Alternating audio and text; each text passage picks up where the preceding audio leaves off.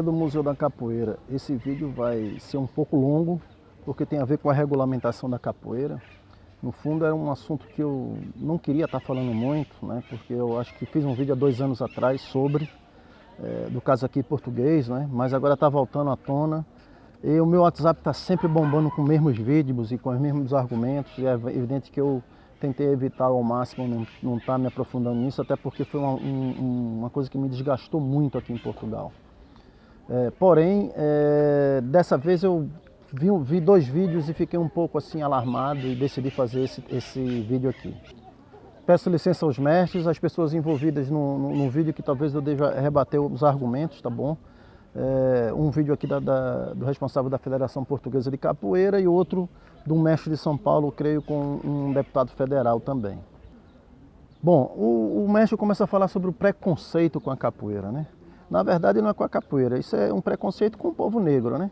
Com o povo preto, como se costuma dizer. A gente sabe que a nossa sociedade se baseou sempre no regime escravagista e que essa visão social brasileira vigora até hoje, e que sempre foi uma necessidade de adaptação e de resistência para o povo preto ou os descendentes dos escravos tentarem se colocar dentro da sociedade, né, e se sentirem valorizados por essa sociedade, mas se sentir valorizado por essa visão. Então, o preconceito é sempre parte do doutrinador, né, do que realmente controla, né, as leis e o Estado. Ou seja, a cultura popular, negra, preta, tudo que se misturou no Brasil, tem um valor próprio. Não precisa do valor do Estado, não precisa desse reconhecimento social do Estado para se sentir valorizada. Quem vive o sentimento do que é capoeira, resistência realmente social e cultural, entende o que eu estou a falar. Bom, aí falou-se da proibição da capoeira. A gente sabe que a proibição da capoeira e a utilização da capoeira, dos escravos contra os próprios escravos, ou seja, a ferramenta capoeira, ela é diagonal a tudo, né? Então, quer dizer, não é uma coisa tão fácil de se falar, né? E realmente, quando acabou a monarquia e começou a república, a capoeira foi proibida, né? Porém, os republicanos usaram os capoeiristas como braço armado, né? Proibiram por quê? Porque sabiam do poder das maltas de capoeira, principalmente no Rio de Janeiro, né? A gente tem a Guarda Negra e tem muitas outras utilizações políticas da capoeira. Portanto, a proibição da capoeira não era só contra o capoeira ou contra a arte da capoeira. Era uma ferramenta política, né, para não existir também do outro lado a retoma do poder pelos monárquicos, né? Aí depois entramos quando o mestre Bimba, quando existe a legalização da capoeira e que se lutou muito. Não se lutou muito nesse sentido, porque na verdade o getulismo, Getúlio Vargas, né, o nacionalismo, procurou os movimentos populares do Brasil, as simbologias nacionais, elegeu os símbolos nacionais, e a capoeira entrou para essa ferramenta política de Getúlio Vargas, né, de uma ditadura. Portanto, se eu me aproximar das lideranças populares e culturais, eu posso dominar o povo.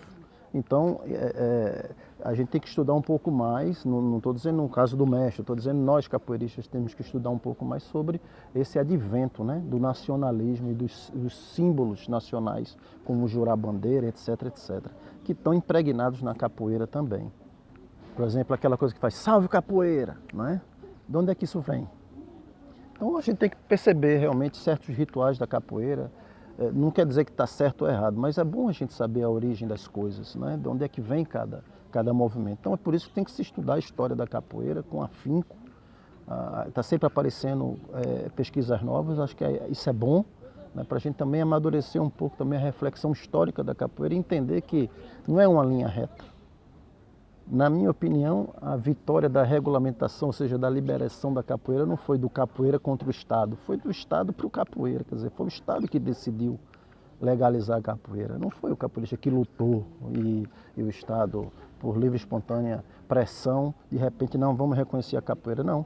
Foi justamente com um sentido político, de utilização política, como essa própria regulamentação agora, que tanto se fala, né, dentro do Brasil. Ou seja, para muitos capoeiristas, o reconhecimento e a valorização da capoeira só tem um caminho, que é o reconhecimento pela lei do Brasil em relação à capoeira, e aí sim ela vai ter valor. né? Então é o nosso famoso complexo de vira-lata, né? Precisa realmente ter esse reconhecimento do Estado para a gente se sentir alguma coisa. E precisa ter o apoio do Estado, e o Estado só vai apoiar se a gente comer na mão deles, né?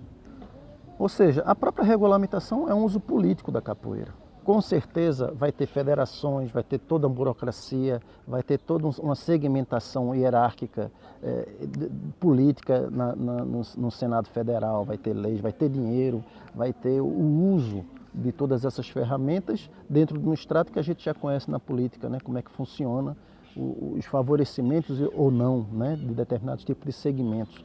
E a capoeira vai entrar nisso, né? Nesse segmento político, politizado. E quem é que vai controlar?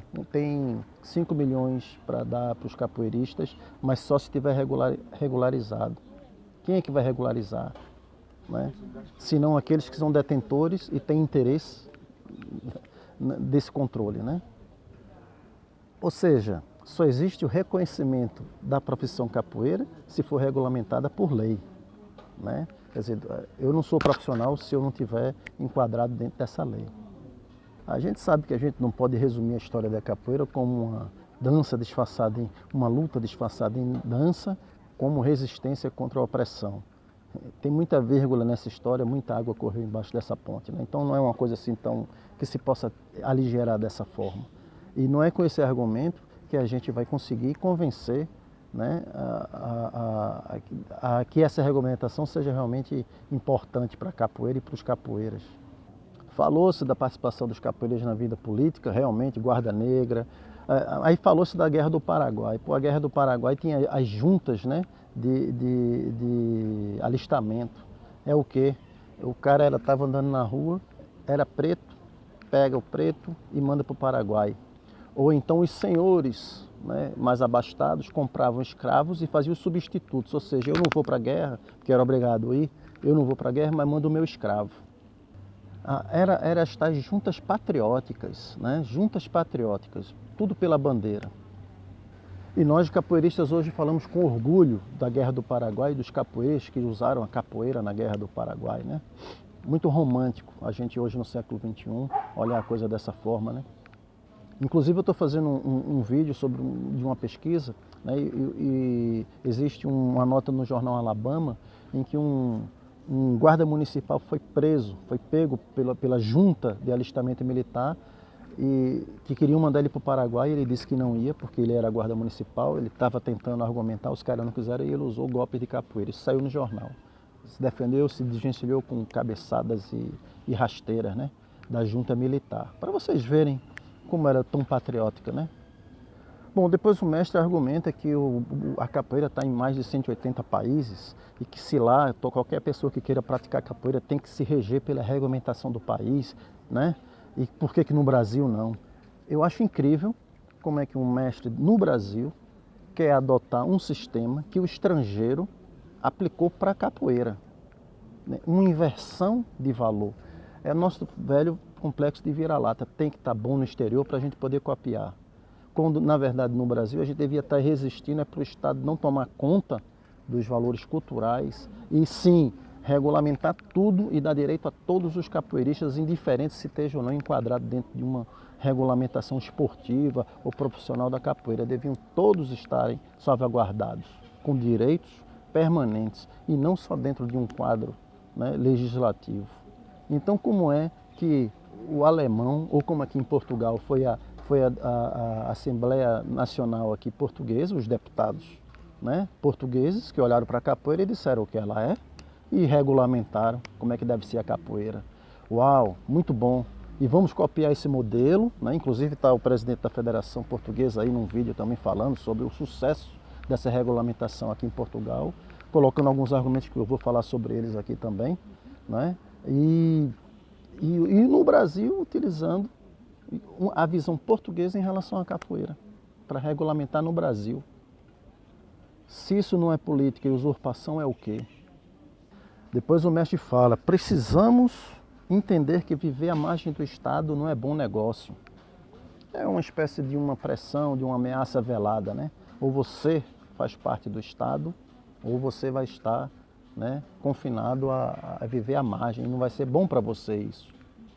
Aí depois arremata, né? Se vem alguém e criar uma lei de descriminalização da capoeira, aliás, de criminalização da capoeira, agora no século XXI, alguém vai entrar com uma lei para proibir a prática da capoeira. Então, está aí mais um argumento para a gente ter medo e aceitar a regulamentação. Então vamos realmente para esse lado, porque senão a gente pode correr o risco de sermos criminalizados novamente. E vamos voltar 100 anos. Pô, fala sério, século XXI, quem é que vai ter coragem de criminalizar a capoeira? Podem comentar aí no vídeo aqui no YouTube, tá? Não é no vídeo que depois alguém deve cortar e colocar por aí, né? Então a minha pergunta fica aí também. Para mim, essa regulamentação, na verdade, vai criar castas, vai criar sistema político burocrático, vai criar toda uma hierarquia, né, de poder e vai preferenciar em relação à parte financeira e aos cuidados que todo capoeirista deveria ter a uma parte, profissionais de capoeira, né? Quem é que controla isso?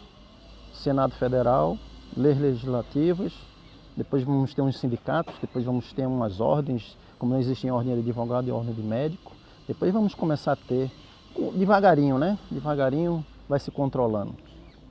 Vamos também falar o que é o sentido, qual é o sentido de regulamentação, regular. Regular vai fazer o quê?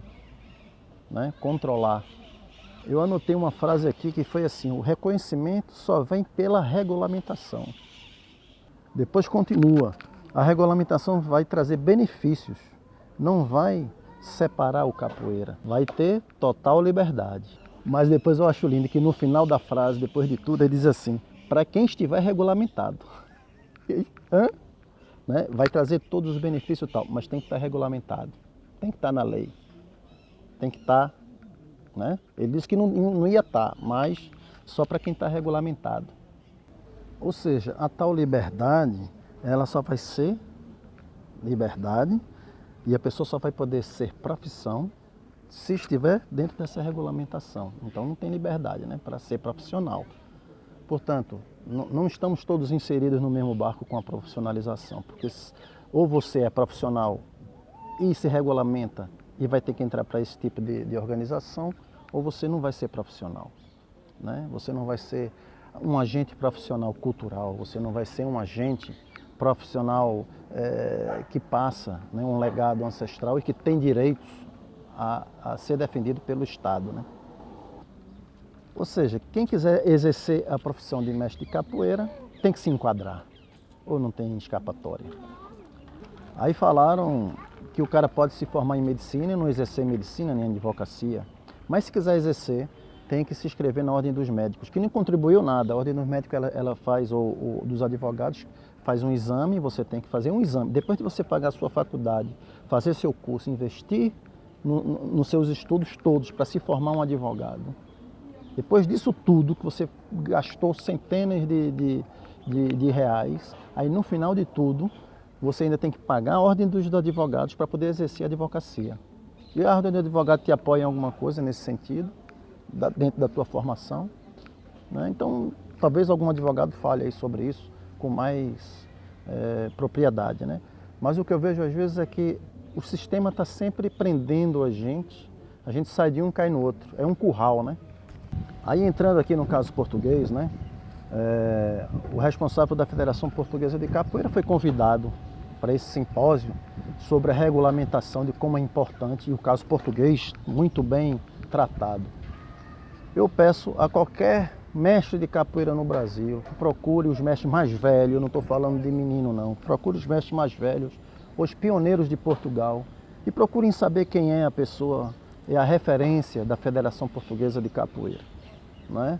Ou seja, o reconhecimento comunitário da capoeira também nem é importante dentro de um processo político, né? Toda a oralidade, ancestralidade, toda a vivência, construção dentro da capoeira cultura, ela não é importante para a capoeira política ou politizada dentro de um sistema como esse que querem implantar no Brasil, tá certo? Isso aí pouco interessa, porque se interessassem, se interessasse, procurariam saber primeiro quem são as pessoas que estão à frente dessa regulamentação. Me desculpe ao presidente da federação, né, que eu mantenho uma relação ambígua até, de uma relação não próxima, mas institucional, porque eu sou obrigado a ter essa relação institucional. No fundo é isso. Né? E também tendo que usar os próprios subterfúgios da federação para poder me adaptar às novas regras de um país que eu não faço parte, que eu não sou português. Né? Eu sou brasileiro, eu vivo da arte brasileira em Portugal, então eu tenho que realmente me enquadrar como os portugueses pensam a capoeira. Como um deputado que nunca viu capoeira ou nunca foi no Brasil, diz que capoeira é assim e ponto. Então, meus amigos, eu acho que já daí já entra o descrédito, né, dessa organização aí, dessa luta aí pela regulamentação, no meu entender, porque eu estou aqui e eu sei do que eu estou falando. Aí o responsável da federação fala que para poder se sentir a tranquilidade, né, para nós termos tranquilidade, né, a minha tranquilidade é de 3 em 3 anos, eu tenho uma célula para poder dar aula de capoeira, então a minha tranquilidade é, depois de todo o esforço que eu tive dentro da capoeira e do reconhecimento comunitário, eu tenho que fazer créditos para poder renovar uma cédula de 3 em 3 e de 5 em 5 anos. Eu tenho que estar fazendo formações, indiferente como é que sejam, mas eu tenho que estar preocupado com isso, com a minha cédula de treinador, para poder exercer a tal profissão de mestre de capoeira.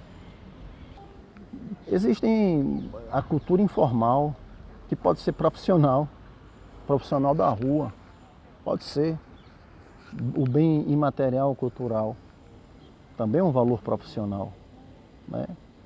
O mestre informal, detentor de um conhecimento. Depois o senhor da federação diz, para se poder sentir capoeira é importante existir a regulamentação.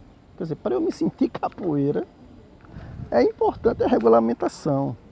Só assim podemos nos sentir verdadeiramente uma sociedade capoeirística. Não sei nem o que dizer, né, de uma frase dessa.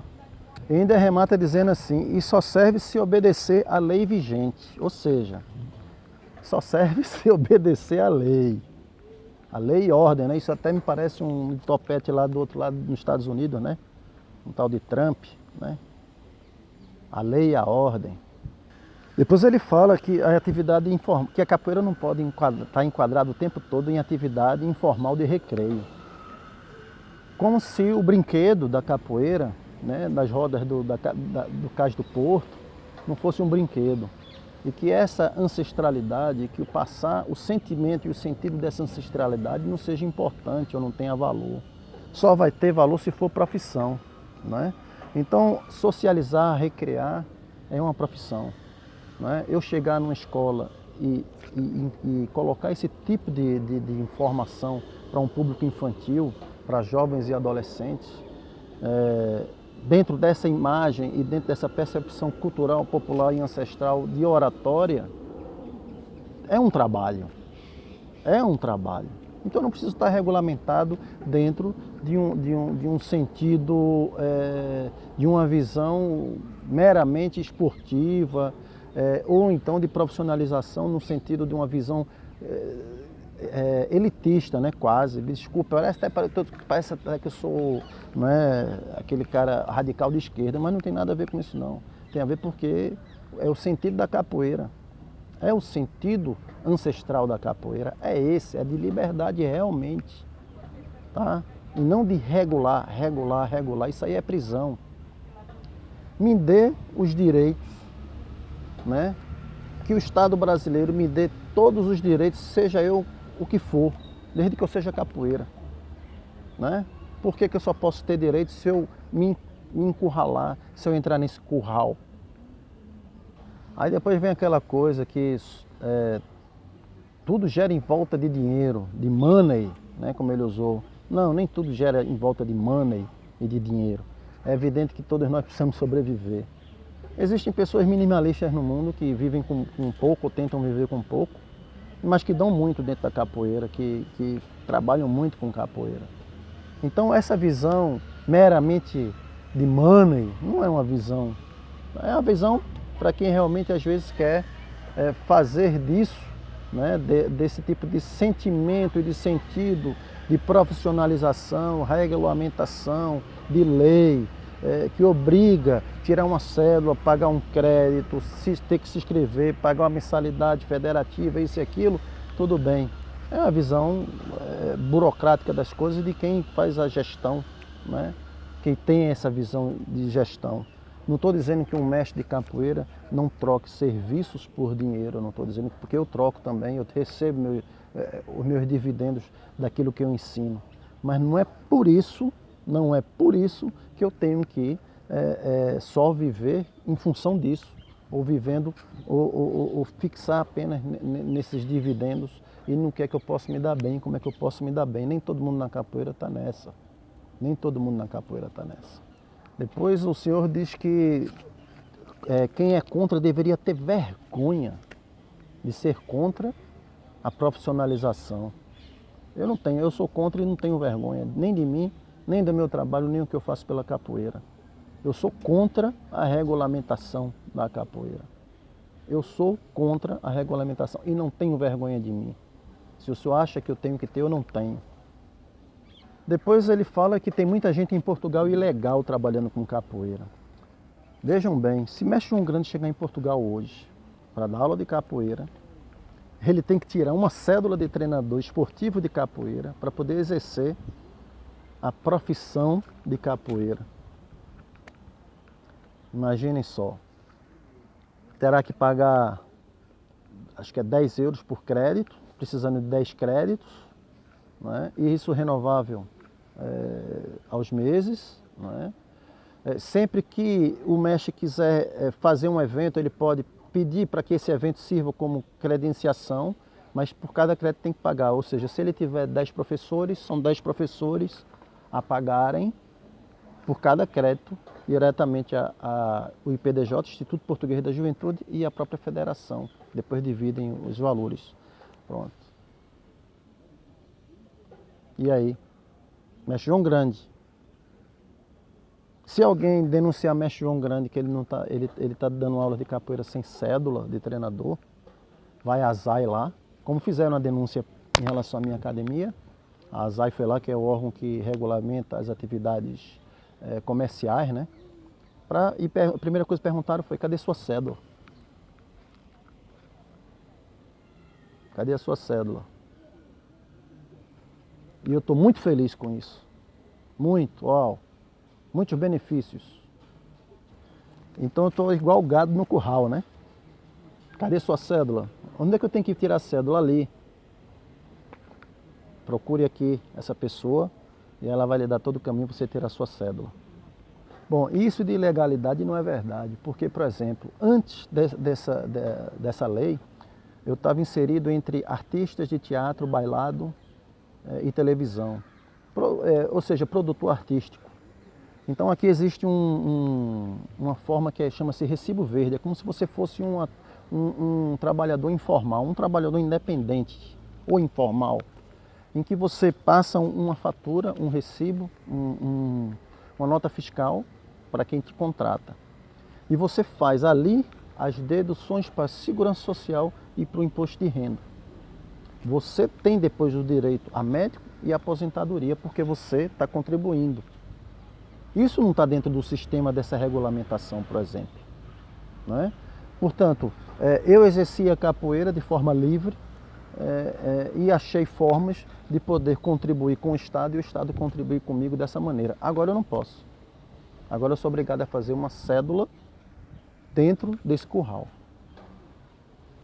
Bom, outra coisa que me deixou muito chateado foi ver o responsável da federação falar tão bem dos brasileiros. Eu ouvi da boca dele dizendo que vocês brasileiros são uma merda, vocês só atrapalham. Porque eu arrumei uma reunião no IPDJ, né?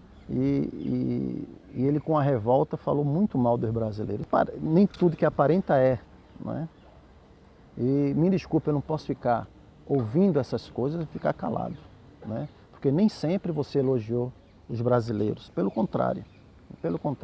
Inclusive existe todo um movimento, né, em Portugal de uma concepção de que a capoeira ela não é brasileira, né?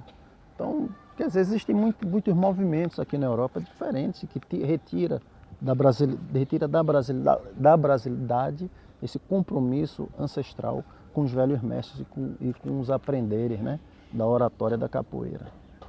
Bom, e também confunde muitas vezes a dignidade com informalidade, né? As pessoas acham que porque eu sou informal, eu não tenho dignidade. Isso é um pensamento, vocês sabem de onde vem, né? Vocês sabem quem é que nos ensinou a pensar assim, né? Que somos menos se não estivermos dentro do sistema, né?